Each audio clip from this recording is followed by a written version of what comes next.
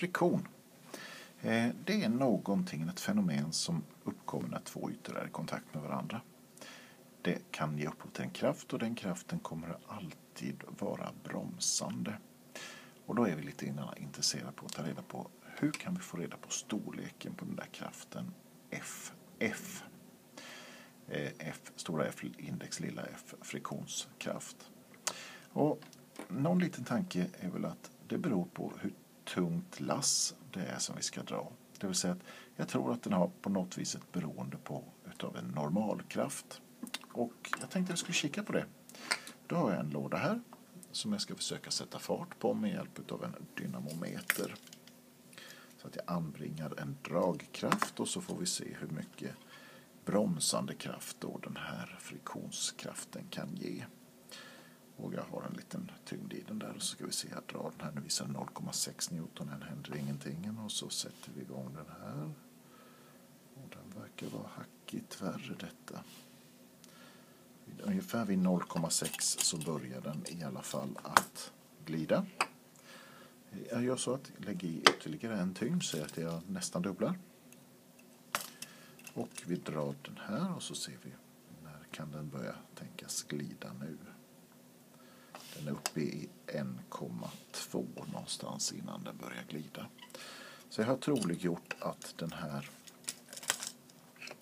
friktionskraften beror dels på hur tungt lastad vagnen är, det vill säga vad den har för en normalkraft.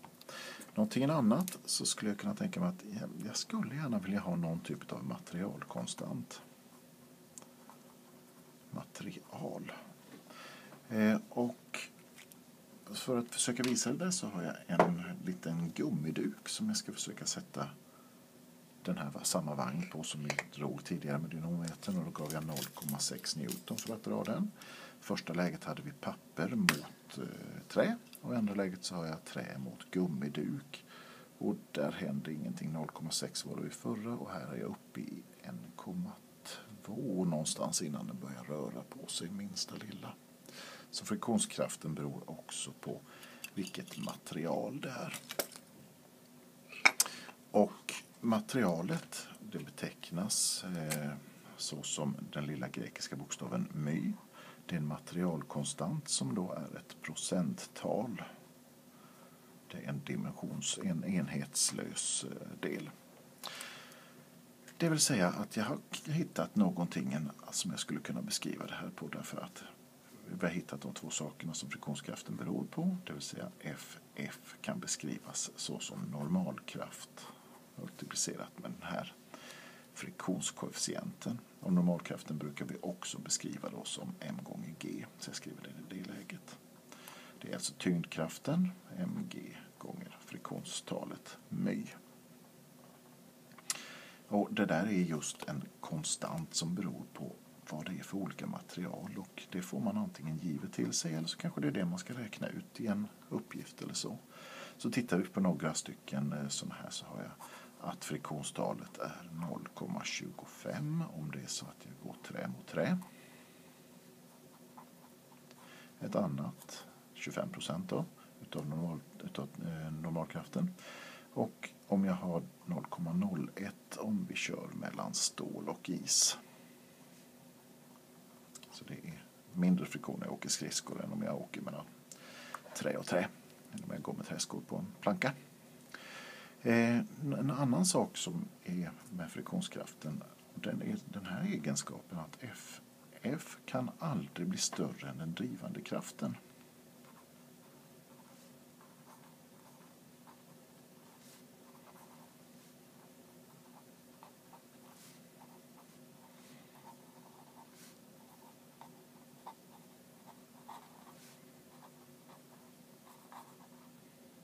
Påstår jag. Och vi tittar på det ytterligare med samma uppställning här med vagnen och en dynamometer. Nu är vagnen helt i jämvikt. Det händer ingenting. Jag drar med kraften 0 Newton och vagnen står helt stilla. Om det nu är så att jag drar lite grann här med min dynamometer så vet jag ett utslag på 0,2 Newton. Det vill säga att jag har en dragkraft åt höger med 0,2 Och då har jag en bromsande friktionskraft som är just 0,2, för annars hade vagnen rört sig. Jag sätter 0,4. Det är dragkraften är 0,4. Friktionskraften, den bromsande, 0,4. Och så kan jag tänka så ända tills det börjar glida. Då har friktionskraften nått sin maximala styrka. Då kan den inte stå emot mer överhuvudtaget. Så därför kan den aldrig bli större än den drivande kraften. Jag ska räkna ett litet exempel på detta också. Exempel. Det här har vi jag vill ha reda på hur stor kraft det krävs för att rubba den här lådan. Hur stor kraft behövs för att rubba lådan?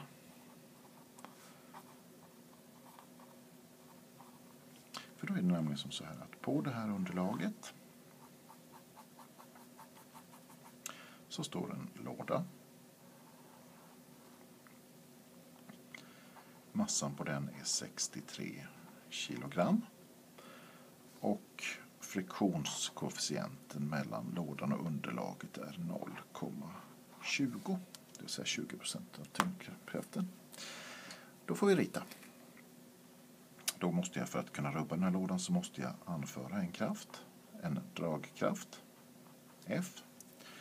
Och här kommer den då att bromsas av den här friktionskraften till en viss del.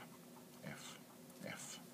Så den här dragkraften måste då övervinna friktionen för att det ska kunna få fart på lådan.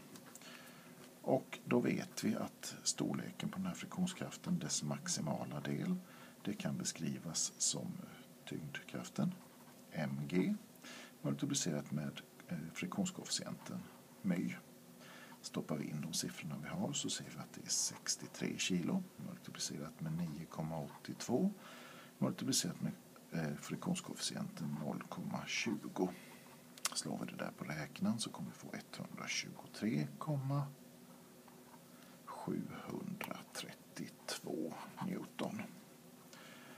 Och nu är det läge att vi tittar för att vi ska ange ett svar, och då får vi titta lite på det här med värdesiffror. Att här har jag massan in med 2 värdesiffror, friktionskoefficienten med 2 värdesiffror och tyngdfaktorn med 3.